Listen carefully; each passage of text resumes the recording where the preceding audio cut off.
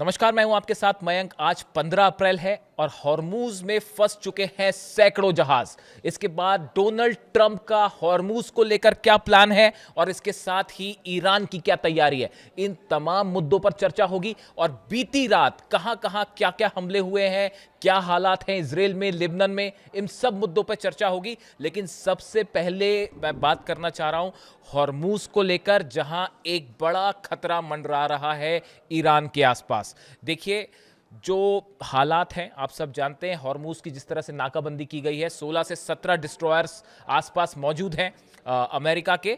लेकिन इसके अलावा देखिए, गौर करने वाली बात यह है कि ट्रंप के जो ये जहाज हैं, वॉरशिप्स जो हैं, इनका जो फॉर्मेशन है, जिस तरह से इनकी तैनाती हुई है, ये बताया जा रहा है कि इनके जरिए नाकाबंदी के नाम पर एक बड़ा हमला हो सकता है। देखिए, बातें तो इस तरह की भी हो रही हैं कि अगले दौर की, दूसरे दौर की जल्द बातचीत होने वाली है और पाकिस्तान में भी बातचीत हो सकती है। बीच बीच में तुर्की का भी नाम आ जाता है और फिर यह भी कहा जाता है कि जिनेवा में भी बात हो सकती है, हो सकता है पाकिस्तान में ही बात हो। लेकिन इस बातचीत के बीच में कैसे हॉर्मूज के जरिए ईरान पर बड़े हमले की तैयारी है, हम इस पर बात करेंगे। देखिए, अगर हम जहाज़ों की बात करें कि कहां पर डोनाल्ड ट्रंप के कौन से जहाज तैनात हैं, अरब सागर में अब्राहम लिंकन एयरक्राफ्ट करियर जो है वो पहुंच चुका है और मेडिटेरियन सी में जेरल्ड आर फोर्ड है।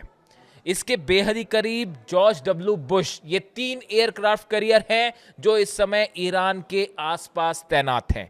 इसके अलावा 16 डिस्ट्रॉयर्स हैं, 2 पनडुब्बियां हैं, 2 माइन स्वीपर जहाज है। माइन स्वीपर्स मतलब जो ईरान के माइंस बिछी हुई हैं समंदर के नीचे, उन्हें हटाने वाले जहाज।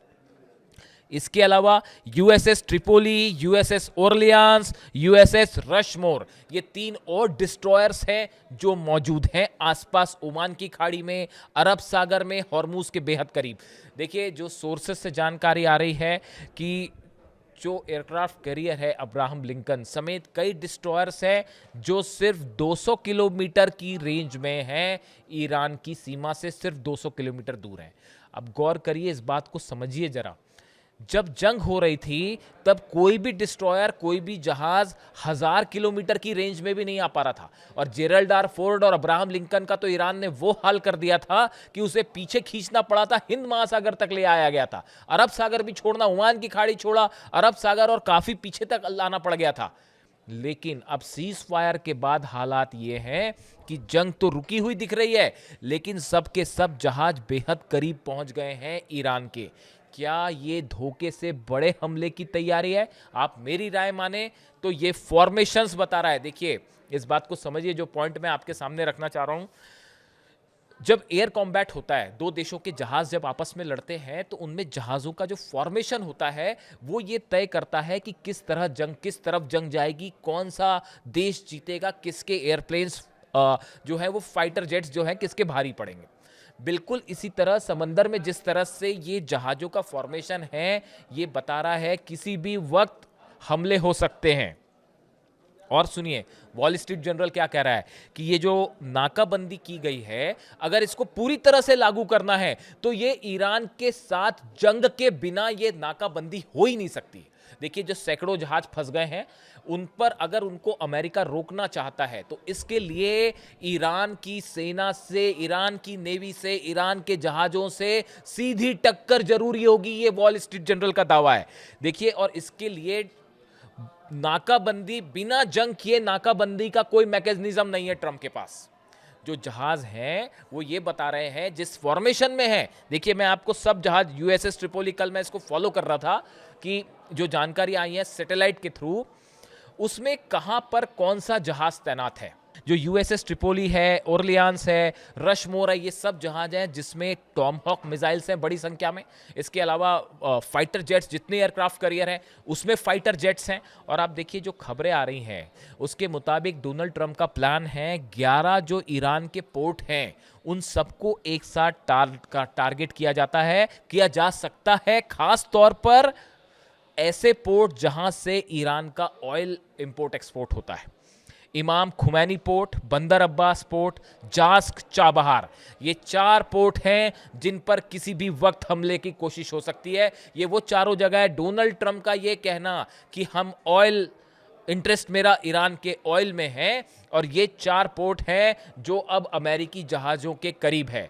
तो जो सुरक्षा एक्सपर्ट्स बता रहे हैं कि अगर हमले होते हैं तो इन चारों पोर्ट्स पर एक साथ बम्बार्डमेंट हो सकता है, टॉमहॉक मिसाइलों से हमला हो सकता है। इसके अलावा जो 11 अलग अलग पोर्ट हैं, जो द्वीप हैं, चाहे खार्ग हो, चाहे लारक हो, चाहे केशम आइलैंड्स हो, इन सब पर एक साथ हमले की कोशिश हो सकती है। जहाज भड़े अंदर ना जाएं, लेकिन इन जहाज़ों से टॉमहॉक मिसाइल्स फायर हो सकती हैं और हमले हो सकते हैं। ये डोनाल्ड ट्रंप का प्लान है, जो वॉल स्ट्रीट जर्नल कह रहा है कि ये बिना जंग के संभव नहीं है या नाकाबंदी। मैं आपको इसको डिटेल में इसलिए बता रहा हूं ताकि ये बात हर किसी को समझ आनी चाहिए कि सीज फायर के नाम पर कैसे ईरान के करीब खतरा मंडरा रहा है। ये बात बिल्कुल साफ होनी चाहिए। लेकिन इसका दूसरा पहलू भी है। ईरान की सेना हर बात को अच्छी तरह समझ रही है। ईरान फिलहाल हमले अपनी तरफ से करके ये संदेश नहीं देना चाह रहा कि इस सीज फायर का उल्लंघन ईरान ने किया है। एक बार फिर इंटरनेशनल जो इस समय माहौल है, आप देखें, नाटो जो है वो तार तार हो चुका है। कोई डोनाल्ड ट्रंप के साथ नहीं खड़ा, ना ब्रिटेन खड़ा है, ना फ्रांस खड़ा है, इटली साथ आने को तैयार नहीं है, बाकी देशों ने भी सबने मना कर दिया है। एक बड़ी जीत है ये ईरान की। अंतर्राष्ट्रीय स्तर पर ईरान को बड़ा समर्थन मिलना शुरू हो गया और सब इस बात को समझ रहे हैं कि डोनाल्ड ट्रंप की वजह से इस समय पूरी दुनिया में अशांति है, विश्व अर्थव्यवस्था खतरे में। ईरान नहीं चाहता कि किसी तरह से वो हमला करे। अगर जंग चल रही होती तो ये किसी जहाज की हिम्मत नहीं थी कि इतने करीब आ जाए। वो अब तक जो है फतह सीरीज की मिसाइल्स और जितनी हैं वो ऐसी की तैसी कर चुकी होती इन जहाज़ों की। लेकिन सीज फायर है और सीज फायर के नाम पर फिर बड़ा धोखा हो रहा है। और देखिए, हम ईरान की तैयारी की भी शॉर्ट में बात करें, ईरान ने अपने जितने 11 पोर्ट्स हैं जहां जहां हमले का प्लान है, 4 और जो इमाम खुमैनी पोर्ट हो, बंदर अब्बास, जास, चाबार, इन सब जगह बताया जाता है कि 1000 के करीब अबू मेहती मिसाइल्स तैनात कर रखी हैं। खास बात यह है, जहाज कई तबाह हुए हैं, ईरान के इसमें दो मत नहीं है, लेकिन अबू मेहदी के 3 वर्जन हैं। जहाज से भी फायर होगा, जमीन से भी फायर होगा, अब तो पनडुब्बी से भी फायर हो रहा है। यानी अबू मेहदी मिसाइल पूरे जितने पोर्ट हैं सब जगह अबू मेहदी मिसाइल लगी हुई है। बात नंबर 1। बात नंबर 2, गदीर मैं बता चुका हूं आपको, सबमरीन्स जो हैं वो इन जहाज़ों के हिसाब से लोकेशंस तैनात कर दी गई है विथ टॉर्पीडो, जो कि टॉर्पीडोज भी फायर कर सकती है। यानी ये जो अमेरिका का फॉर्मेशन है, इसको 1 to 1 चैलेंज करना चाह रहा है ईरान, और उसके लिए ये तैयारी हो रखी है। तीसरा, छोटी बोट्स तो हमें पता ही है, जो कि जिससे बहुत तेज स्पीड से चलती हैं और उनसे सबसे जो है वो मिसाइल्स फायर हो सकती है, हमले हो सकते हैं। इसके अलावा समंदर के अंदर चलने वाले ड्रोन, इस पर मैं अलग से बात करूंगा, एक बड़ा खतरा है डोनाल्ड ट्रंप के जहाज़ों के लिए। यानी ईरान ने भी अपनी तैयारी पूरी कर रखी है। 10 लाख सैनिक, ईरान के सुप्रीम लीडर और आईआरजीसी चीफ जो हैं, उनके आदेश पर 10 लाख सैनिक हॉर्मूज के आसपास धीरे धीरे करके तैनात होने शुरू हो गए।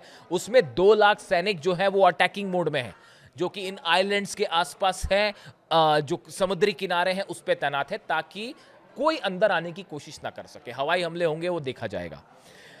अब इन हालात में देखिए, सवाल यह है कि अब यहां से आगे क्या। मैंने कल आपको बताया कि रूस के विदेश मंत्री चीन की यात्रा पे हैं। बताया जाता है कि चीन,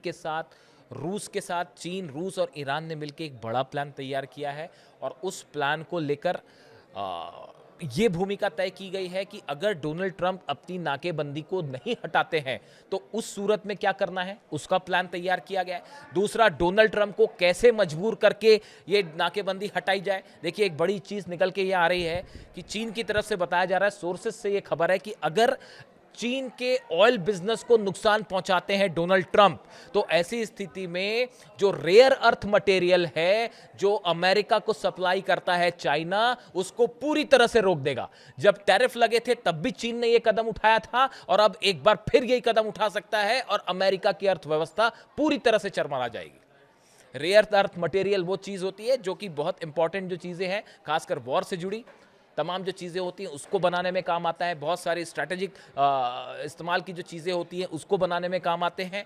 पूरी अर्थव्यवस्था को चोक करने में अहम भूमिका निभा सकता है चाइना, यानी एक बड़ा इकोनॉमिक वॉर शुरू हो सकता है। बात नंबर 1। बात नंबर 2 ये है,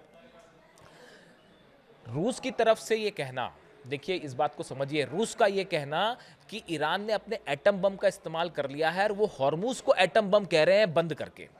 अब देखिए हुआ क्या, ईरान ने हॉर्मूज को ब्लॉक किया, यहां ब्लॉकेड समस्या थी, उसके बाद अमेरिका ने भी उसको ब्लॉक कर दिया। यानी ब्लॉकेड को खुलवाने की कोशिश ब्लॉकेड से करना, ये अमेरिका ने अपनी ही समस्या को आगे बढ़ा दिया है। नतीजा ये है कि अब चीन भी अगेंस्ट खड़ा है और रूस भी अगेंस्ट खड़ा है। इसीलिए कहा जाता है कि अमेरिका ने, डोनाल्ड ट्रंप ने ऐसी नीतियों का परिचय दिया है जिसे कहा जाता है how not to do a foreign policy, how not to do a war, कैसे जंग नहीं करनी चाहिए, इसका परफेक्ट एग्जाम्पल पेश किया है। और हालात ये हैं कि अब रशिया भी तैयार है और चीन की तरफ से धमकी आ चुकी है। वो मैं बात कर चुका हूं कि अगर हमारे जहाज़ों को नुकसान हुआ तो हम छोड़ेंगे नहीं। अब इसके अलावा देखिए, अगर किसी भी तरह के हमले होते हैं तो नतीजा ईरान की तरफ से कहां हमले होंगे ये भी समझ लीजिए। यूएई का फुजैरा पोर्ट, अल हमारिया पोर्ट, जेबेल अली पोर्ट जो है, बहरीन के पोर्ट्स हैं, कुवैत के बंदरगाह हैं, सऊदी के, ये सब के सब जितने हार्बर्स हैं उन सब पर मिसाइल्स टारगेट करके लॉक कर दी गई है। यानी अगर एक भी बंदरगाह पर हमला हुआ, एक भी द्वीप पर अगर हमला होता है ईरान के, तो ये अरब के जितने 15-20 पोर्ट हैं वो सबके सब जलेंगे और हूती वहां से हमले करके जो दूसरा रास्ता है उसको भी बंद कर देगा। उसका नतीजा यह होगा, दुनिया का 30% ऑयल एक झटके में रुक जाएगा सप्लाई। उसके बाद क्या होगा अंदाजा आप लगाइए। खबरें बहुत चल रही हैं, पाकिस्तान में बात होने वाली है। आप ये बताइए, जब पहले दौर की बातचीत जो हुई अभी पाकिस्तान में पिछली बार, उसका नतीजा क्या हुआ?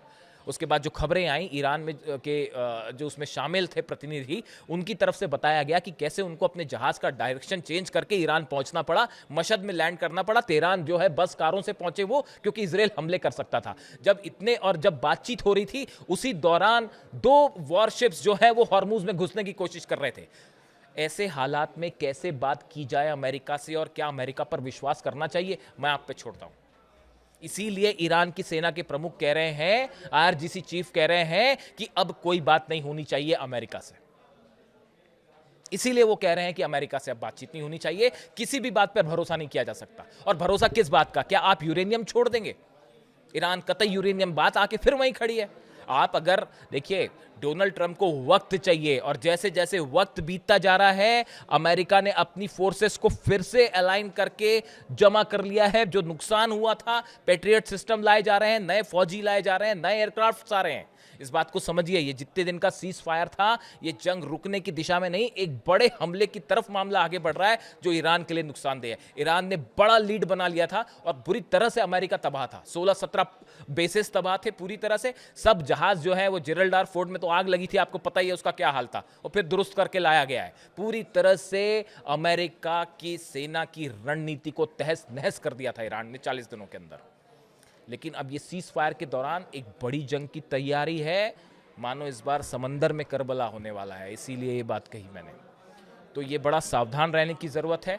और क्या बातचीत, अगर बातचीत का कोई नतीजा नहीं है, देखिए ईरान इस जंग को जीता है, अमेरिका और इजराइल मिलके भी ईरान को नहीं हरा पाए। ये दुनिया का हर डिफेंस एक्सपर्ट समझ रहा है, हर देश समझ रहा है, और सब देख रहे हैं कि डोनाल्ड ट्रंप और अमेरिका को कितना बड़ा झटका लगा है। ऐसे में बातचीत करना ईरान की मजबूरी नहीं है, अमेरिका की मजबूरी है। आज पूरी दुनिया की इकॉनमी रुकी हुई है और तेल सप्लाई नहीं हो रहा है, ये सब कुछ ईरान के हाथ में है। ईरान यहां से जीता है, ईरान को अपनी टर्म पे बात करनी चाहिए। और बात करने के लिए गिड़गिड़ा रहे हैं डोनाल्ड ट्रंप, जो हर बार वो कहते हैं कि ईरान बात करना चाहता है, हकीकत उल्टा है, अमेरिका बात करना चाहता है। क्योंकि अमेरिका अच्छे से जानता है अगर हमले करेगा तो जो पलटवार होगा ईरान से, उससे बड़ा नुकसान होगा। और अब तो सब जहाज रेंज में भी है, फायदा है तो नुकसान भी है कि अब हर जो शिप है वो रेंज में है ईरान की मिसाइल्स के। यानी हॉर्मूज में एक भयंकर जंग हो रही है और ये बातचीत वाला धोखा बड़े संभल के आगे बढ़ने की ज़रूरत है। अपनी राय दीजिए, बताइए कि ईरान को क्या करना चाहिए, क्या वाकई बातचीत करनी चाहिए या नहीं। मैं चाहता हूँ आप अपनी राय दें। Thank you so much.